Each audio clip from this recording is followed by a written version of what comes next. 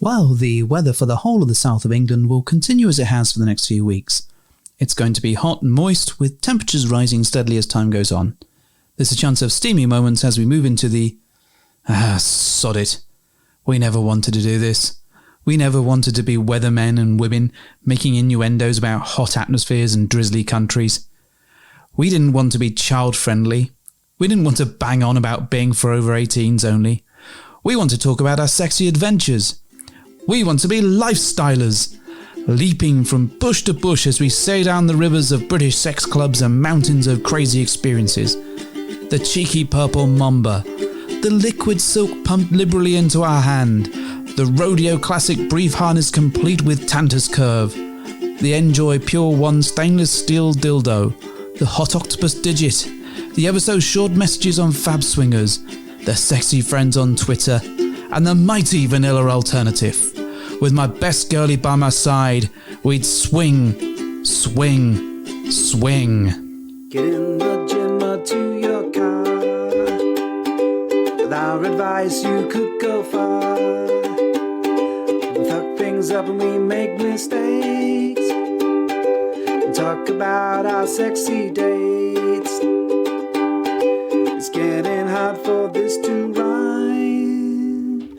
Just as well, 'cause it's bed hopping time. Hello and welcome to the Bed Hoppers podcast. My name is Mr. H. Hi, Mrs. H. This is episode number... What number 114. 114? Mm-hmm. 114 episodes. Yes. That is marvellous. Thank you for sticking with us. Well done, you. If you are new to this show, then welcome. Thank you for joining us as well. But if you're old to this show, thanks for sticking around. Yeah. Yeah. And well done to you for doing them all. Yeah. If you've done them all, you get 30 Bed Hopper points. I'm not going to give away free coffees this time. No, because that backfired on you quite Frankly, disastrously. it was unsustainable. I know, exactly. Should never have come up with it. Never. It was environmentally damaging, but Yeah. also financially damaging. I never even made one. No, you've never made a coffee in your life. But it's not true. I made myself one this morning. Yeah, you made yourself one. What about me? You were asleep. It was very early. Oh, fine. Okay. I was being very, very, very good. Speaking of early, right? Yes, right. yes. Let's catch people up on what we've been up to.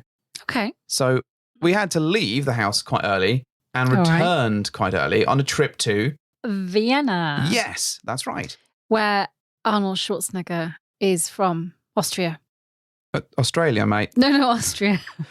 Is it because I'm from Australia, mate? Ah. I didn't see Arnold Schwarzenegger when Did I was you there, not? sadly. I don't think he lives there anymore. He's like in... He's in like California. Yeah, something like that. Yeah, which is fine. We'll catch up with him at one point, But, I'm sure. useless fact about Vienna that we did see when we were there is we went past the casino that was in Mission Impossible 4. There we go. Mhm. We didn't go in it. No, we and we didn't drove see Tom past Cruise it. either. No, there was no... Although I like the fact that our cab driver there Yeah. said, oh, I hate Tom Cruise. I know. He was like, Tom Cruise is... He was like, such a penis. Oh my God, did he say penis? I'm sure he did. That in my head, that's what he said. Viennese? Yeah. Austrian? No, he said it in... He said it in English. He was speaking English. He was very, very talkative. Okay. He did very he well. did tell us all about Tom Cruise Exactly. filming Mission Impossible 4 in this casino. And then when we went to a casino, I was fully expecting to see James Bond Really? lights walking around. There was not James No. Bond. Literally none. It was a casino less than Royale. That's really good. Is it? That's pretty witty. Pretty witty. Well, I am both witty and pretty. Yeah, let's go with it. Let's yeah, run you're with right, Candy. it. Yeah, thanks, dear. Let's move on before your ego gets out of control again. It's already out of control. Anyways, we'd gone to Vienna to meet Kate and Daryl from Wanderlust Swingers, formerly Swinging Down Under, and they had sort of organised a bit of a, well, not a surprise trip, but we were surprise guests We were. to meet the Unexpected guests. unexpected, Mhm. normally the uninvited guests. Aw. Normally we stay to the end, but this time we were unexpected for those people that we're about to mention, which were the average swingers, Yes. to Jay and Angie. So Yeah. we rocked up in a taxi late at night one Saturday, quite Mhm. recently, and Kate told them that they were going to get some pizza, that she went outside to fetch this pizza or let this pizza dude in, and we showed up. we showed up. Much excitement about us. Yay, great. Then immediate disappointment about the fact there was no That pizza. but we did have cheese and bread and Yeah. wine. It was all good. Exactly. Well, the really good thing was that it was lovely to see them. We'd never met them before face to face. No, we'd had plenty of Zooms and chats chats and what have you, but never actually in the flesh. Exactly. And it's always lovely to see Kate and Daryl again. Yeah. Yeah. So that was a lovely time in Vienna. We're not going to dwell on it too much because you really don't want to hear what we got up to over the course of this time. People getting the holiday snaps out, isn't it? I know, and saying, I know. do you want to see my holiday photos? And inwardly you're going, nope, I really don't. Yeah. And then obviously you're a good person. So you're like, oh yeah, please show me all the places where you went and I didn't. Yeah, exactly that. So there are two things that I am going to mention. One was that we went on a boat skiff thing, which was really cool. That on the Danube that Kate had organised. So I got to pilot it. It had like a joystick, like a 1980s sort of Kempston joystick type thing. That was cool. That's really cool. Yeah. Once I got it to work, the first one broke. Long story. But anyway, I was piloting around a boat thing for an hour. Never done that before. That was brilliant. The other thing was just the stress of getting out and back. Because we haven't travelled abroad for, well... about 2 years. Yeah, about the same time since the pandemic, really. And we were shitting ourselves about it, really, because we had so much paperwork. There was so much stuff we had to do. We had to get the little NHS app sorted out and make sure that was all right. All the COVID stuff. We had to print out everything because everyone likes stuff on paper as well. But as it transpires, because we'd done all our homework, it was pretty easy, right? You mean because I did all the stuff? Yes, you did all the stuff. Very, very organised. I read it about, like, the COVID test was my domain. Yeah, the paperwork was yours. So between us, we nailed it. We got out, we got back. They let us out, they let us back in. It was really easy. It was easy. Happy days. Yeah. I can't wait to get another flying death metal sausage thing. Another flying death metal sausage. Metal death sausage. Death metal sausage. It's been a long day. It's been a very long day. So yeah, we did that. Managed to get out there. Managed to look around Vienna, which was really fun. Had a nice couple of days spending time with that amazing crew. Drank all the wine. Drank all of the wine. Ate all of the deli possible. And we recorded something of a show with Average Swingers as well. They've posted it. To be honest, I think it was just the six of us sitting around a microphone talking shit. So listen to that. Raucous cacophony. Yes. Listen to that at your peril, at your own mental health risk. Yeah. But I'm sure there are some absolute gold zingers from all of us. You just have to sift through a lot of turd to get to the gold, I think. It was excitable chat. It was. What I loved while we were recording that was the look on Kate's face, who is probably used to a little bit more control as a podcast is being recorded. Abject horror. And my question was like, how are we doing this? Is there a theme? There was no theme, just sat down and yelled. There is no theme. No, not one bit. So we did that. Yes. What else have we been up to? We had guests. When we came back, we had visit guests. From delightful Sharing is Caring, which is Kiwi and Cherie. Yeah, they came and stayed with us. They brought baby along. Adorable. No, Cherie or well, all Cherie of them are adorable. A trio They're disgustingly beautiful and nice people. Yeah. Anyway, they were an absolute delight. We managed to show them the hop in, managed to have a few drinks, managed to cook them some food, impress them with my burgers, naturally. But it was really, really lovely just catching up with them and having some time just to chill out, find out what they've been up to over the last however long it's been again, last pandemic. Well, we saw them a year or so. Yeah, before baby. And, really cool to see them wandering around our house. Every time I see the dog now, all I can think of is them going, Lucien, woof, woof, woof, woof, woof, and Lucien, meow, meow, meow, meow, meow, all the way through. So cute. Yeah, I can't look at Yoko in the same way. She gives no shits anyway. Like, you can talk to her in any language. She looks at you like, what? Yeah, like, fuck off. Yeah, piss off. Oh, wait, it's like the cat I'm getting mixed up with. It could be column 1 or column 2, or pet 1 or pet 2. Zero fucks given. Zero fucks given. That's kind of roughly what we've been up to. Yeah. We're not going to go into too many details. It's all, we don't want to bore you with our own holiday snaps, as Mrs. H rightfully said. But one thing that did strike us as we came back from all of these little adventures was that something showed up on our Amazon TV feed. Oh, so let me see. This is Las Juego de las Llaves. Yeah, or the Game of Keys. All right, yes. You couldn't wait to say that before me, could you? Game of Keys. Game of Keys. Game of Keys. Yes. So Game of Keys, we discovered, back in 2019. Taking time back. Wow, okay, that was quite a while ago. It was quite a while ago because I've done a minimal amount of research on You've this. done more than me then. Yeah, and it's a show effect. It's a Mexican show. It's kind of set in modern times, isn't it? Yeah, it's like set now. And it's basically about a bunch of mates that have a game of keys. And the game of keys is kind of like a swingers setting. It's like they all chuck the keys in a bowl and pull them out. I've never seen that actually happen in a real life swinger setting. I was I remember when we found it and we had this conversation, like, does this actually happen? Have we ever seen this? So season 2. Bit of a stereotype exists, doesn't it? That's what swingers do at parties. They it chuck does. keys in a bowl. But what we really liked about that show was that it had a bit of sex to it. Full of sex. It had some hot people in it, which was always good fun. It had quite a lot of drama because there was things are going wrong. And there's quite a bit of comedy to it as well. So for us, we found it was the perfect sort of antidote to all of the shit that was going on in the world. It doesn't matter which year we picked. That could have been anything, really. But I think also because we weren't able to do anything ourselves, because it was like right in the middle of all the stuff, it was quite nice to have a look at something, someone else doing it. So we watched the first season, and then pandemic pretty much hit. Yep. And or it was in the middle of the pandemic, and the timeline eludes me. It's going back a while now. My brain's all befuddled through the many years of COVIDisms. And we were waiting for season 2, and it didn't look as though season 2 was going to come along. I'd completely forgotten he was going to have a season 2, if I'm honest. Because it ends on something of a cliffhanger, really, doesn't it? Yeah, it does. And then, boom, out of nowhere, we come back from holiday. There it is. There is season 2. So, of course, we have blasted through it. We have, but we had to watch season 1 again just to remind ourselves, and because it was really fun to kind of go back into it. So we've gone through season 2, really enjoyed it. Gone through season 1, also really enjoyed it. I don't think season 2 was as good as season 1, but that's another matter entirely. Yeah, but it was, no, I disagree. It wasn't as good in terms of like actually what happened, but it was really, really good to like follow it and carry on. Yeah, to see the sort of aftermaths and some of the more sticky situations that were going to result from it. Is that the sex thing? Yeah, a little column A, a little column B again. But that sort of triggered something in my head, and I thought, we haven't for ages and ages and ages and ages talked about swinger stuff on TV and in movies. And we often get asked. We get asked. We get access a lot. If we're kind of interested in watching interesting content on TV about swingers and stuff, then what do we find? And so we've pulled together a very quick, brief list of things that you might want to watch, or a couple of things that you might want to avoid. Now, I'm really conscious that Kate and Daryl did a very similar thing on YouTube and rated different swinger movies, I think. Yeah, and I think they were looking at things like, do these things actually happen in swinging reality kind of thing? So this is more, watch these for your entertainment, see what we felt about them. And you might feel a bit sexy. Yeah, you might feel a bit sexy. Out of 10, we're going to be rating them. Oh, God. Yeah. So, well, at least you're not asking me to give any plots, because that's going to take like an hour. Well, yeah, the trick, as ever with Mrs. H with any TV plot, is that I can't describe it. You can describe it, but you describe every single minutiae of the detail.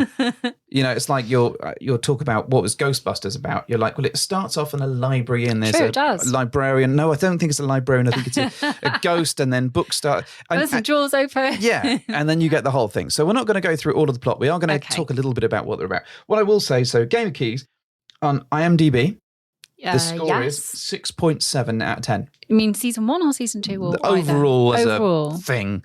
That's not bad for IMDb. I would give it a strong 7.5 out of 10. Yeah, I mean, anything over kind of 5 going over 6 is worth a watch. Yeah. Anything less than that is like, ugh.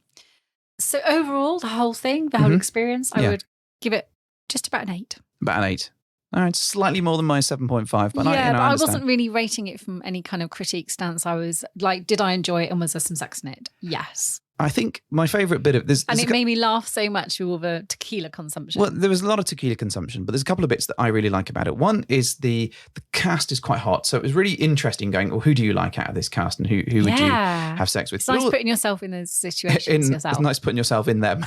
The other thing was that the situations themselves, whilst sort of a little bit out there, were similar to situations that we've seen happen in the lifestyle. So I really like the fact that it created a talking point, and was a really good way of sort of discussing what would we do in that situation. In fact, we were chatting to Secret Stag and Secret Vixen. Well done, folks. It's only been 12.5 minutes since we last mentioned them. I wonder when they were. I know, it's only a matter of time. And they blasted through it really quickly. In fact, they blasted through it over the last couple of weeks. And they said exactly the same thing, that they found themselves, one, oogling the hot cast, but two, kind of going, oh, what would you do in this situation? How would that pan out for you? And there's some moments where you kind of find yourself yelling at the screen. And I'm not going to give any spoilers away, I promise, which is unusual for me. But you do find yourself yelling at the screen if there's some kind of questionable rule in there, and you think, oh my goodness, is that happening? Would I do that? Yeah. Should you be doing that? Exactly that. And you may find that it's like main character hatred which is what I experienced watching it. I'm not very keen. But the difficult thing is that the main character is also quite hot. So it's kind of hard to separate the two in that situation. Anyway, let's move on to the next one. The next one is Playboy Swing.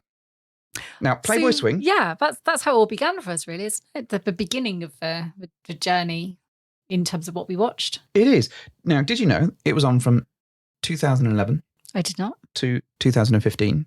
Did it stop then completely? It did stop. It hasn't done any more. They're not doing any more, as far as I know. Interesting. Now, on IMDb. Now, I'm not sure IMDb is a reliable source for rating this type of sexy thing, but it is a 9.3 out of 10. Me? No, genuinely. This is what I read off the top. 9.3? 9.3. For what? Like sex and nudity content or just plot? Out of 10. Just that's what they rated it. It's an interesting one. So if you've never heard of Playboy Swing, it's a show that was on the Playboy TV channel. I'm sure you can find it on the interwebs if you look around or go hunting for it. And basically a couple go into the swing house, which is full of experienced swingers. They sign some contracts to say whatever happens in this house stays in there. And they play some games, they get a bit tipsy, and then they all go to a red room of sexy times and experience their fantasies. And the next day they have a counsellor there who then talks to them about whether they enjoyed it, whether it was good, whether it was bad, and would they want to stay being swingers or would they want to leave it behind them? Was it just a fling or would you swing again? I fucking hate that phrase. It's so it's just so poorly written. It is rather cliche, isn't it? It's rather cliched. However, and it's interesting because as the series goes on, it feels like it evolves. It sort of becomes a bit slicker. And they get more money. As they get more money. To spend on venues. And then the activities that they do become more interactive and more outside of the compound where they're sort of being housed. It's always like some gigantic mansion type thing. Oh, it's really fancy, isn't it? I've also noticed, and this may just be me, and maybe this is just something that I've observed, but it feels like if the couple going into the house aren't so attractive, they send out what looks to me like a B squad out there. Now, I don't know if this is true. I've not really done any scientific backing of it, but that's how it feels. What I would say is like Mrs. H was saying, is that for us, this was a real game changer. This really opened our eyes to lots of the lexicon, the language of swinging. Well, the concept really for me, wasn't it? It was there in front of us, like we were watching it kind of happen in reality. Yeah, it's kind of, it's reality TV. And it's interesting that when people go in and they do their thing, there's lots of cutaways where someone will explain stuff or talk about their issues or pull out a particular topic. So you do sort of find yourself learning, but you also learn from their experiences themselves. So if it's a great experience, you can figure out how did they make it great? Probably because they went into a super fucking amazing house with a bunch of amazing swingers. But, you never know. But for me, it was that learning point. And again, much like Game of Keys, it was the concepts, what would we do if that was our situation? Who would we like in that house? You put yourself in that situation, wouldn't you? And also I quite like that some of the guests then go on to become residents in the future episodes. Yeah. They're kind of like they stay there as the kind of resident guests that greet them, the new couple. Yeah, so often the ones from particularly season 1 and 2 end up coming back and becoming members of the swinging household. Sharing their experiences and that kind of thing, don't they? I think off the back of the Playboy Swing, we then obviously found things like polyamory, didn't we? Yeah. And other sort of similar things. Yeah, we're not going to go into the polyamory TV show. We'd say check it out if you're interested. But for this particular thing, Playboy Swing, what would you rate it? I wouldn't go with a 9.3. That's like way up in the heights there. But I thoroughly enjoyed it and I've watched it several times now. So I think an 8.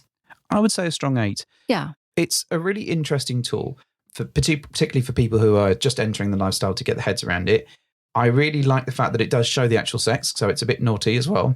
And it's quite, to be fair, we had it on the background a number of times when we've had dates around and people who are interested in the lifestyle. In fact, I think we've even shown my sister Playboy Swing at one point. Well, it's not porn, but it is porn. Well, you know what I mean, though. It's not like you're not putting on a porn, are you? You're putting on a porn, a porno. Well, it is based in like a reality sort of series, isn't it? Mm-hmm. But yes, obviously it's X-rated. But I would say that is if you're you're new to this whole lifestyle, and if you're figuring stuff out and you want to explore some of these concepts, this is a great way of doing it. It really is, because you can have conversations with each other then about what you're seeing and how would you feel if it was you, and what would we do? And it sort of replicates that sexy environment if you go to a club as well. A little bit, there's a sort of feeling of that, because it's very sort of fly on the wall, very kind of observing what's going on, and it gives you a little bite of that. And occasionally things don't go as planned. They go a little bit wrong, and then it's interesting to see what their sort of resident psychologist says about that and how they talk about the next day. Yeah, it's all, which is really good. Very wholesome, or as wholesome as you can get. Next one up, okay, Swingtown. Now this, oh my goodness, this dates back to 2008. Oh, it's got Jack Davenport in it. That's the only note I wrote down. Thank you for that. But it's the bit I really appealed to me, because I was like, oh, that's him from that, and Pirates of the Caribbean, of course, and This Life, which is a series I loved from the 90s. Did you loved it? I loved it. I love it. I do. It's so literally good. loved it. So Jack Davenport, This is the tale. Well, you kind of think, oh, he's been in stuff, hasn't he? He has. So we saw him go in really stuff good. In the show. Oh my God. I can't remember who else has got in it, but it's definitely got him in it. Other people in it. So this is sort of set in the 70s. And it's kind of very much a new couple move into a new neighborhood, and their neighbors are swingers. Oh my God, filthy swingers. And it's kind of a little bit about the juxtaposition of these new exciting neighbours who host all these amazing parties and do all this crazy stuff versus their old friends that they've left behind in the old neighbourhood. Yeah. And this kind of trying to straddle that, aren't they, a little bit? And like leaving that behind, but also wanting to stay vanilla friends. Yeah. But also, what do they do with their new exciting sex life and their vanilla friends going, oh my God, I can't believe you're into this thing. Yeah, it was a really interesting show. I mean, it's disappointing that it only lasted for one season. Oh, I know. I was so excited there was another one and there wasn't. Well, you know, we caught up to it very late. In fact, I think we only watched it a year or two ago. And, you know, we really got into the show, and then it just ends. And then you're like, oh, there's just an empty space there for us. I think it was again, it's one of those, it's a well done drama. Yeah. It's kind of naughty, but not naughty, really. It's not over the top. No, exactly. It's not a porn. It's also not sort of like Game of Thrones level of naughtiness either. So, but it is interesting, and it does create some interesting conversations. And if you like the drama aspect, and when things and when things go wrong, then and when people break rules and all that kind of stuff, then this is probably a good one to have a look at. Now, on IMDb, it's rated 7.6 out of 10. I would say that's quite fair. I would say it's a strong 7. Yeah, I would agree with their assessment, actually. Yeah. Because there were a few episodes which were a bit, in terms of content, a little bit drier and less, held my interest less maybe. But on the whole, I loved all of it, and I just inhale the whole series. You love all of it in your hole. You are literally innuendo king tonight. Okay, that's fine. That's just tonight. I understand. That's a downgrade. I love the fact that it had Jack Davenport in it. Not because I fancy him or anything, but because it was nice to see him in something a bit different. Yeah, I think it was. So, and I loved all the stereotypes. I was going to say, not because they're stereotypes and I associate what we do with that, but actually it was just really interesting to see it from like potentially what was a different era. Now, we'll come on to the different era thing in a minute, because we've got some films that we're going to sort of move into and move around. So the first one that I'm going to come into is very much a different time period. It's Eating Raoul. Oh my God. Which is 1982. Now, what I really liked about this, much like your Jack Davenport on the last one, this has Robert Beltran, who is Chakotay from the Voyager, in it. And this is all about a couple that are down on their luck and need to earn some money. So they basically start killing people effectively. Which doesn't sound like anything good to do with, lifestyle stuff. No, I mean, I think the main point is that there's some swingers in it. Yeah. And so when you look up swinging films, it's one of those that appears. It's very much of its time. It's like 1982. It's like the end of the 70s. It's got that sort of vibe to it. It's quite a fascinating sort of dark comedy, but it's not ha ha ha ha ha. It's quite thought-provoking and odd. And there's some interesting little twists. And also there's a couple of like parties that make you raise a few eyebrows. Yeah, I think, it's worth checking out if you find it on Channel 4, like late one night. If you see it coming up on the, things that you could watch, Yeah, I agree. I would investigate it. I mean, it's got a 6.8 on IMDb. Not bad. I'd give it probably a 6. I think it's an I'd put it in one of our interesting, strange Blu-rays that are at the top of the shelf that will occasionally get wheeled out just for a laugh. Yeah, I kind of found it more entertaining than sexy. And I kind of, because I wanted to find something a bit sexy, I think that's probably where my point scoring will drop it down a little bit. Yeah. But it was a good film, really interesting. But yeah, for me, it was probably a 5. Okay, fair enough. The next one we've got on the list is Swinging Safari with Kylie. Goodness. Kylie Minogue. Kylie Minogue. It's 2018, so it's quite recent. What a find. What a find. And this is a really strange, it's sort of like a coming of age thing. Yeah. But there's a sort of B plot running where the parents are sort of trying to be swingers. And it's sort of Ineptly. set, I guess it's like the 70s, 80s. And it's set in Australia, isn't it? Set in Australia. Yeah. And it's an Australian cast, I think. It takes me right back to being a child in that time period. It's definitely got the vibe right, even down to the sort of descended sort of table area thing that it's got. I loved that. I literally want a descended pit in the living room, but where you can eat fondue in, a round table and have sexy conversations and apparently like a million cocktails. Well, that's pretty much standard for us anyway. It's the same. We just don't have to walk down steps into a round table. Specifically a round table. But I loved all the retro vibes in it. It made me really kind of fascinated about, maybe how swinging has evolved through the ages as well. And it makes you really sort of think back that it's been around for a long time. Well, what I liked about it is it has that real sort of indie film vibe to it. It's kind of funny in places. There is some drama. There's some coming of age stuff. And there's also some bad decisions from a swinging perspective that sort of happen. But the swinging is much like the eating roll in that it's not really a major part of the film. It's just a kind of consistent running theme in the background, but it doesn't focus entirely on it. No, you're right. I'd say so. But it was really, really fun film and a really good find, I think, on your part, because I think you found it, didn't you? Of course I did. And we were like, what is this? This is amazing. I loved it. And it kind of almost gave me like E.T. vibes in a kind of, when you or things where you watch them as like children growing up and they're like, as you say, this whole coming of age thing, it just feels wonderfully evocative. Particularly, I think, because it has the background, the set dressing is very, very, very evocative for that time period. So it's really definitely well got that to it. 5.6 out of 10 on IMDb. I think I'd go higher. I'd go 6.5. I'd give it a 7 because I thoroughly enjoyed it. Okay, I enjoyed the film. Thoroughly enjoyed it. I'd definitely say seek it out. Again, I think it's on Amazon Prime. Go and check it out if you can find it, or Netflix. Some really humorous bits in there as well. Really humorous. Amusing humor. Excellent. Definitely check that one out. Next one. So we've got a less good one now. Okay. I mean, it has to be done. It has to be done. So Palm Swings. Oh, God. Now, this is from 2017. This is where a couple move in and the neighbours are swingers, and it's just, you know what? IMDb gave it 4.4 out of 10. That was generous. This isn't the lowest rated film on this particular list that we're going to go through. Can we remember who was in this film? Was it anyone? There was no one of note. Okay. I would suggest it's one of those, like, it's going to go wrong. It's going to be a bad situation. There's going to be a drama. I remember a lot of it taking place around a swimming pool. It was just terrible. It's just not a great film. It's not slickly made, and it doesn't stick in the memory. So, is it sexy? Can you remember? It's that unmemorable. I can't even remember if it was sexy. And we watched it fairly recently, and already it has drained out of my brain and been replaced by the theme tune to DuckTales again. I'm literally not remembering much about this film because it was so bad. So I'm going to give it a 3 out of 10.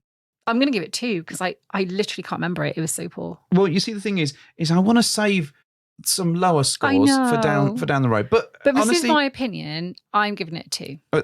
That's your opinion? That's my opinion. That's your opinion. And it seems what really grinds your gears, Mrs. disagree H. with me. But maybe they found more in it to like. I think, had it been handled better and had it had a completely different script and different actors, it would have been a different film.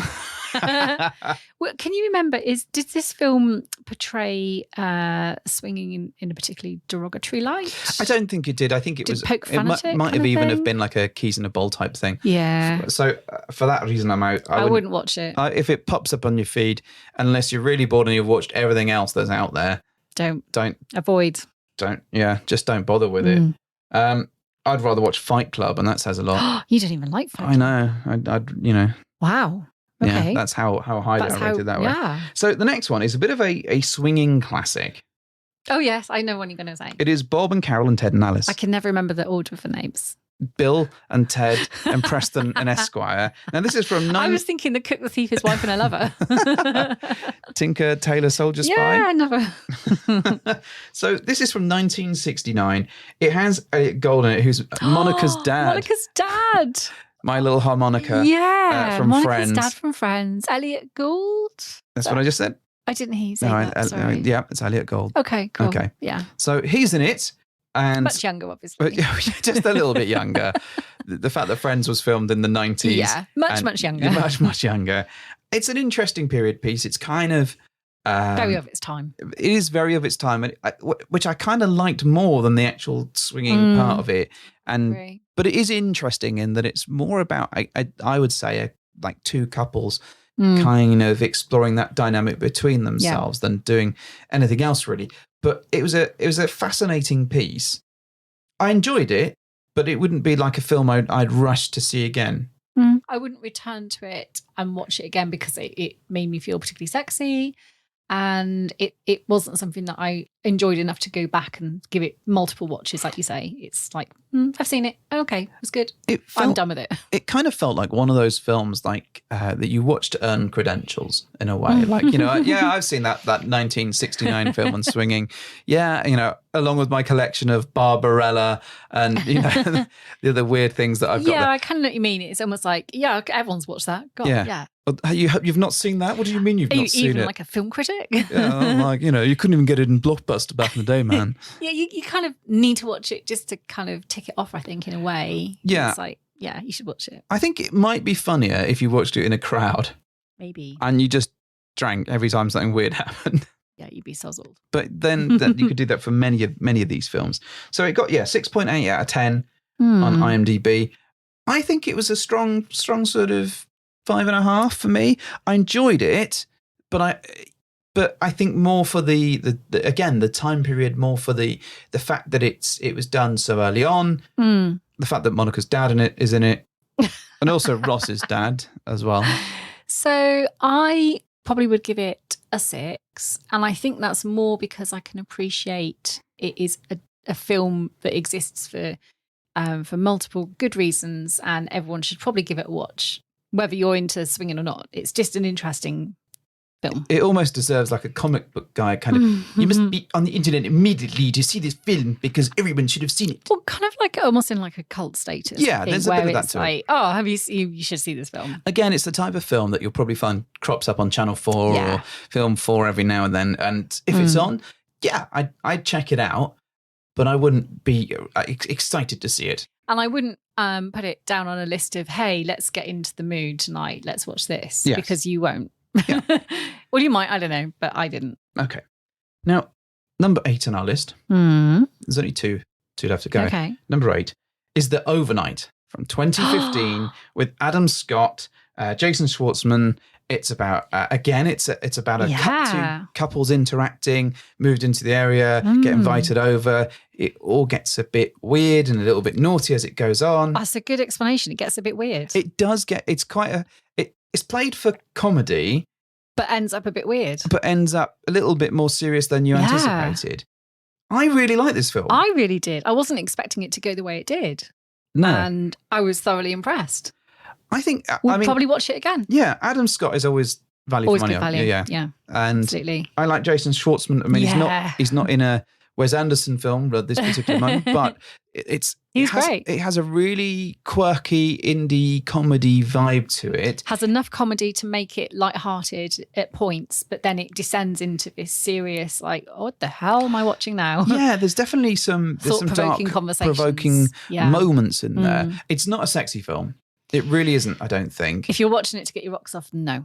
But if you're watching it to kind of explore lightly some of those themes and put yourself in the what would we do situation, whilst also sort of laughing at some of the lighter moments, then I think you'll probably enjoy it. I think it's probably good for, as you say, having some conversations yourselves about some of the things that get brought up. Yeah. And actually that can make it a bit more sexy anyway, because you're then starting to explore the concepts and hopefully in a more positive way. Yeah, I'd agree. I think it's one of those films. We went in and I think we had zero expectations. Yeah, and agreed. We watched it and we were like, oh, it's him. And then, it's them. Oh, it's them. Oh, now this is happening. Yeah. And it kind of takes you on a bit of a, where's this going to go? How's it going to pan out? You think it's going to go one way. It zigzags around a bit. I really, really enjoyed it. Now it's 6.1 out of 10 on IMDb. I'm going to give it a 7.5. I enjoyed it far more than I thought I was going to. It's not an amazing, amazing film, but if it was on, I would definitely sit down and watch it. Absolutely. I would give it a 7.5. Yeah, 7.5. Oh, excellent score. Excellent score. I really enjoyed it. Yeah, definitely go and, if you get the chance to check that one out. Now, we've saved the best/worst to last. I think we've already talked about this one on the show, but this is The Swing of Things, made in 2020. Was it really only that recently? It was really only that recently. And now this, if you want to feel sad about life and get depressed about the quality of shit films, and, I can't really talk because I've not made a film that I know of, but someone's gone and made this. Have a look at the trailer. And very quickly, I think you'll realise the strange, weird, out there thing that this is. So effectively, the plot is that someone, instead of booking a venue for their wedding in Jamaica, they book basically a swingers resort in Jamaica. So it plays. It's a mistake. It's a mistake, but the whole film is a mistake. I think there's something about rapey dolphins. I think there's some homophobic, racial, everything that is wrong with it. Name something that's awful. It's in there as a joke, and it's not even done well. It's not even done in any kind of tongue-in-cheek thing. It's just poor. It's just poor arse. Taste, crass, not the good kind of arse, and not. So it's just poking fun at everything, but without. I don't think it was even intended to. I think it just happens that it makes Scary Movie 7 look like a fucking masterpiece. And I don't even know if there's a Scary Movie 7. This is how much I hated this film. It was really bad. It made me want to burn my eyes. It was very cringy, and you almost couldn't watch it. Well, we did watch it. I don't know why, but I think it's because we couldn't believe there was such a terrible film made. Yeah. And we thought, well, we need to see this through.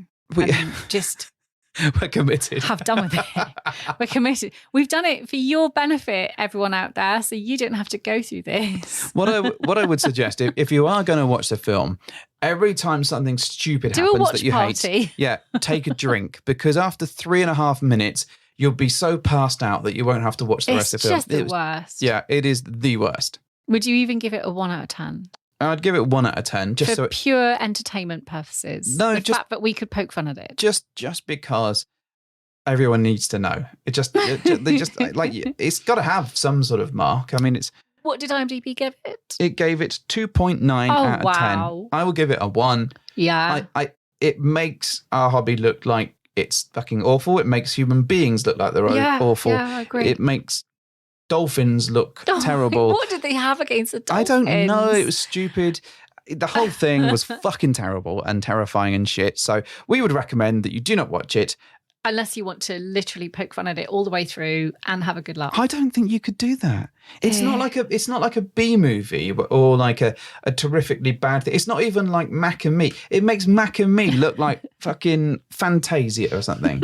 Like a modern classic. Honestly, despite the McDonald's or Burger King or whatever it is product placement, this fucking Swing of Things. You didn't enjoy this film, did you? I did not enjoy it. And hopefully, by listening to me tell you about how I didn't enjoy it, you'll avoid it too. And they don't get any money from anything. Okay. And they're never allowed to make a film again. Anyways, yeah. So what you could do, though, is if you really fucking hate someone, really, really hate them, I suppose you could find an old copy that's in a dustbin somewhere and send it to them. Wow, okay. Yeah. A lot of hate for this film, then. A lot of hate for this film. What would you give it? 1. A slow, long, terrible death is the right answer. I give it a 1 for pure shock factor. pure shock factor. In that you that need I to be was shocked shocked. it was made. You need to be shocked if you watch it. You'll need extensive therapy and It is treatment following this film. So that was our quick roundup of films that we thought of off the top of our heads that we've watched over the last probably couple of years, actually, that we thought, and TV shows that might entertain you and might give you some good swinging tips and also might sort of help you explore the lifestyle together. I mean, there's others, but it escapes me now. I've brought to mind in the last sort of 10 minutes talking about these. There was another weird film we watched, but I can't remember for my There's tons and tons of films that we've watched that normally have the word swinging the title or cover swinging in some way. And I think Swingers Help probably have a list, don't they, on their I imagine website. that Swingers Help on Twitter, if you look them up, probably do have a list. And I think we've covered this topic before in terms of just regular sexy films. But we felt that since we came back from a holiday and we jumped straight into Game of Keys and really enjoyed it, that it would be a good opportunity to share some of that excitement with you folks. So we definitely recommend. We're not sponsored by them in any shape or form. But I quite like the idea of a Game of Keys, but with people that I like. I kind of know what you mean, because when we were watching it, I did keep thinking, well, this looks incredibly sexy, but also, no, it's not right. And we would never do that. And it's beset with all sorts of like things that could go wrong. But at the same time, it did look really sexy. Yeah, but if you had a group And of I think people, as long as you had some ground rules and you knew that what you were doing was a bit tongue in cheek, maybe. yeah, then it could work. could be of interest. And it's just so cliche, isn't it? Whose keys are these? Exactly. Well, it'd be obvious whose keys yours are, because they're bright pink and they have Thanos fluff on them. Thanos and fluff balls and God knows what else stuck to them. So it would be very easy for people to pick I you like out of to a bowl. think that everyone would want to pick my keys out of the bowl then. This is true. Everyone Well, would. there you go then. Well, why are you throwing that at me? Because it felt accusatory. Well, you do have a lot Everyone of keys. would know your keys. They would do, because they are Wait, pink. your keys, not Yorkshire Terriers. Yorkie bars. Definitely. Oh, yeah. We all enjoy a good Yorkie bar, right? Much smaller than they used to be. Oh, terrible, terrible situations. We've bemoaned films. Next week we'll be covering chocolates. Confectionery. And how it's Sweeties. changed over the years. Exactly. So in terms of TV stuff, if you have any recommendations that you'd like to share, or any films that you thought were worth a punt, get in touch with us at bedhoppersuk@gmail.com, or Twitter us at bedhoppersuk, or Twitter us. tweet us. I just, in my head, I heard clitoris. Did you? Sorry. I see. Clitoris. Oh, God. It's become an interesting conversation. Twitter us. Please tweet us. So before we finalise and round up, so a couple of things. So we went and saw another venue quite recently. Oh, yes. So we did. This is quite exciting. We've done so much. We've done so lately. much. And whilst it's not a play situation, this one, it's very nice though. it could be a really nice one. And it'd be a bit bigger, like a big like thing. a good 100 people 100 social. people. Yeah, so we're double the last one. we're doubling down and doubling up. So yeah. we're going to have a look, have some chats some further chats with the owners and the management team to see. And obviously I'll have to sample the drinks. Yeah, that's the only thing we haven't done yet is sample the drinks. We've Don't sampled the worry, food. I'll sample them. Oh, good. That's very, very kind of you. I know. And we're going to have a look at it, and hopefully we should have some news about it in the near future. Yeah, I really hope this pans out, because it's a really sexy venue. Like, massive tease if it doesn't. Just like going to leave you with blue waffles and balls all the way through. We'll tell you all about this amazing thing that we're going to do. We've also got some very, very exciting news coming out that we can't reveal yet. I'm doing very well to keep my mouth closed. I know you've done very well to keep your mouth closed, Thank you. particularly as you skirted over some things Thank you. in this episode where I could see you were going to reveal things. But I didn't. But you didn't. Thank you. So at some point we will reveal the things that we're not allowed to talk about But yet. not now. But No, not now. no. Not yet, but at some point we will do. Yes. Finally, Yes. the final thing. Now, we had a lot of nice feedback about the last episode, right? Yes, we did. And not one person left us a review. Oh, I So- don't know how to do it. Sorry. I know you don't know how. You're not on Apple. No, I'm not. So anyway, if I was, what would I do? Explain it to me. Just go to Apple Podcasts, find it, and just you can just star us. That's fine. And Is that it? You can write a review. It says leave Do a you review. have to write words, or can you just do stars? You can do stars, but it's nice, to get some words. That would What be if they're good. not very nice words? Well, what can I do about it? I mean, Try harder? Try much harder. Tell us what we could do differently then. Yeah. If you don't like it. Well, if you don't like it, just send us an email first. Let us try and improve for that before you send us don't send us anything horrid. Yeah, please don't. But also, no, I like feedback. Feedback, if it's constructive, and I know how to learn from it. Yes. So anyway, send us a review. But what I was actually getting at, that the stuff that we had lots of compliments about, was that at the end of the last episode, we might have played a little bit of Secret Vixen's blog reading. Yeah, she read a bit of her own blog. Was it her that read it? Last time. All right, okay. Well, I know because you told me. I know. Because I listened. You were there as well while we recorded it. Well, yes. Whilst, Very blurry, hazy night. Okay, that's fine. Any night that could have been, to be fair. Now, we've got another recording. I'm not going to tell you who or what. I'm all right. I know chronologically what the next chapter was, and I know who read that. Good. I'm glad that you do. Yeah. But our listeners can wait until the end music. Okay. And then they can listen to this chapter. Dulcet tones and of hear, whoever it is. Yeah, hear somebody else trying to read something whilst people are distracting them. And if that's not vague enough for you, then fuck you. It might be sexy. It might be sexy. There's sexy words in it. There are some occasionally naughty words in it. I've not heard it since we recorded it, so I need to have a look, and I'm going to have to edit it before I, chuck it on the end of this one. Clitoris, that's a rude. Is it? Yeah. Is clitoris mentioned in there? Maybe. You have no idea, do you? No. No, I didn't think so. It might be. It might be, but it might not be. Anyway, stick around for rude stuff and blogs and shit. Mrs. H, do your thing. Well, thank you for hopping into our bed.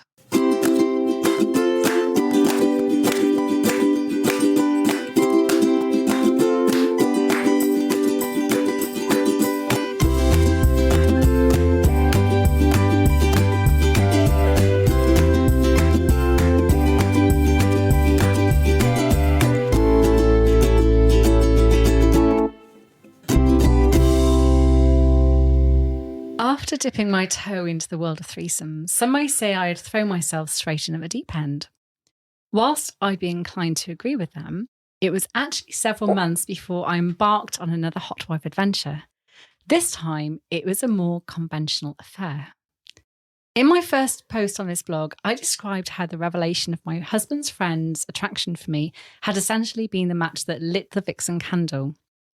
Sadly, however, distance limited anything physically happening to the realms of my husband's and now my own fantasy. However, fortune, as it were, was on our side, for a work meeting had brought said friend back to our neck of the woods. A bull was locked in our sights, and the stag and I were going hunting. We had a very small window of opportunity to ensnare this elusive bull, as his work had only brought him home for a couple of days. It all started with a text. My husband contacted him and informed him of a conversation the two of us had shared several months prior to this moment, and a proposition was made. It turned out the hunt was not going to be as challenging as we had first thought. As a single man who had already declared his attraction for me, he was more than happy to lend his services. My stag and the newly acquired bull continued their conversation, in which an arrangement was made. There would be no strings attached, it would be a one-time thing, and most importantly, if at any point any of us were uncomfortable, everything would stop. The three of us had been friends for a very long time, and we knew that what we were about to embark on could ruin both a lifelong friendship and our marriage. A date was set, and I was brimming with excitement. In the days leading up to the reunion, I began sharing texts with the bull. This was something I had done on hundreds of occasions, but the tone of our messages had greatly changed. There were no more pleasantries in our exchanges. Instead, they were filled with flirtatious quips and innuendos. I was so excited about the imminent meeting, but I was also racked with nerves, as once again I was going to have sex with someone other than my husband, and unlike the previous occasion, this would be with a man. The evening had arrived, and it was finally time for me to get ready for my bull. If I was going for a meal or a night out with my friends, I would have no problem choosing what to wear, and this would always be an independent affair. On this occasion, however, I had assistance. I wasn't dressing for a night out with the girls. I was dressing for a night in where I would be fucked. I therefore wanted to dress accordingly, and I didn't really know where to begin. I started with my lingerie. I had recently been shopping at Victoria's Secret, so this was a relatively easy decision, except I had two possible options. I was feeling confident, so I thought I would leave a decision down to my bull. I took a picture of myself in both options and I sent them off to him, awaiting his selection. Up until this moment, I had never sent a sexually evocative image to anyone before, least of all to someone I wasn't in a relationship with. The choice was made, followed by a response of, I can't wait to remove them. And with that, excitement and lust surged in me. The rest of my outfit was not as easily selected. Everything I tried on seemed too mumsy or hung off me in an unflattering manner. Hence, my husband intervened. For some time, he had wanted me to wear leather effect trousers, and he had even gone as far as to buy some more for me. For months, I had evaded them. Tonight, however, I trusted his male instinct. He paired these trousers with a sweeping V-neck blouse and a recently purchased pair of heels. For the first time in my adult life, I had been dressed with no input. My husband relished in the fact that he was essentially wrapping me up like a present to be delivered to his best friend and then unwrapped. At that moment, I noticed he was hard without me even having to have laid a hand upon him. Nerves were beginning to overpower the excitement, and so I sent my husband off to fetch me a drink. I was definitely in need of some Dutch courage. Whilst he was away and I put on my makeup, I took a moment to look at myself in the full-length mirror, and I really took in my appearance. For the first time in what felt an age, I didn't see a weary mum of two or an overworked professional looking back at me. I saw the sexy and confident woman that my husband so often told me I was, but I never believed. This moment of self-realization was soon interrupted with the return of my husband and the announcement that our friend was on his way. I quickly downed my drink and I requested a refill and made my way down to the living room. The room was dimly lit but highly atmospheric. The nerves were getting the better of me despite the consumption of alcohol, and I found myself looking for a way to occupy myself. I knew he was parking, and whilst my husband went to meet him, I turned to my phone in desperate need of distraction. I wanted to appear cool and collected when he entered, not like a terrified schoolgirl waiting the arrival of a boy from her class. I could hear footsteps down the drive. Fuckety fuck, I muttered to myself, as nerves jolted through every fibre of my being. Footsteps in the porch. What the hell was I about to do? The door opened and he entered. He had been to our house on several occasions, and I'd never batted an eyelid, but this time he seemed so different. Had he always been taller than me? Was he always so muscular? I love my husband immensely, but it has long been a running joke between us that I am in fact taller than him. So the fact that this taller specimen was here for me greatly aroused me. We all sat in the living room together and made rather awkward small talk.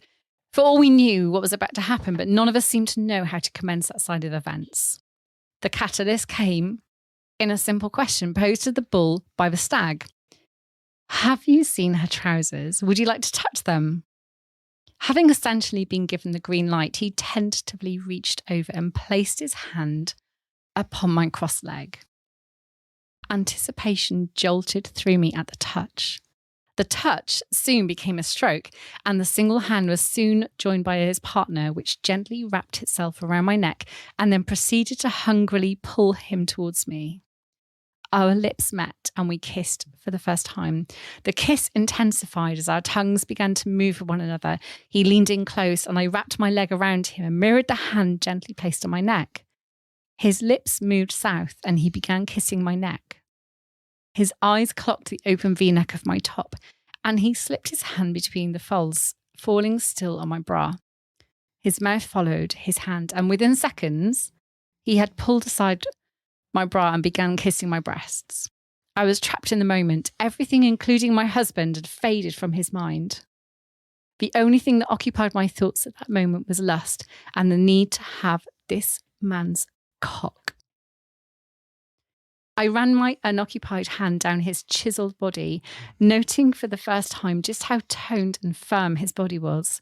In fact, my hand may have lingered on his chest far longer than I anticipated, but it was hungry for his physique, a body very different in formation to my husband's. Eventually, my hand continued its journey southwards and it soon met its crotch. The contents of his boxers had always been a subject of conversation amongst my husband and his friends, so I was aware that this bull possessed a dick larger than I had ever had before. I reached in and grasped him for the first time.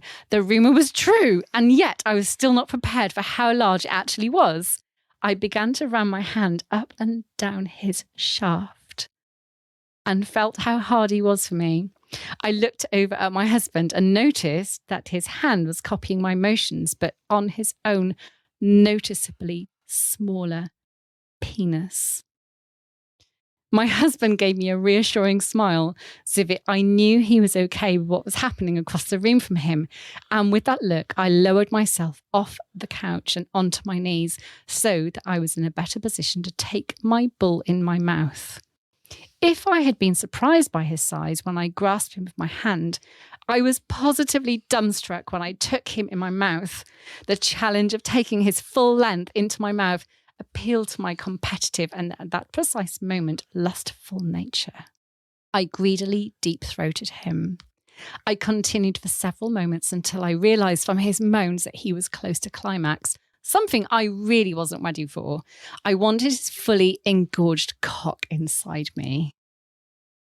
Releasing his penis from my mouth, we removed what little clothing we still had on and I mounted him on my couch. As he entered me, I could hear moans of pleasure from both him and my husband. I repositioned myself so that I could take every inch of him and I began to ride him. I have always been very fortunate that I can easily orgasm when I'm on top. A belief that was proven to be true on this occasion as I soon found myself coming on the penis of another man.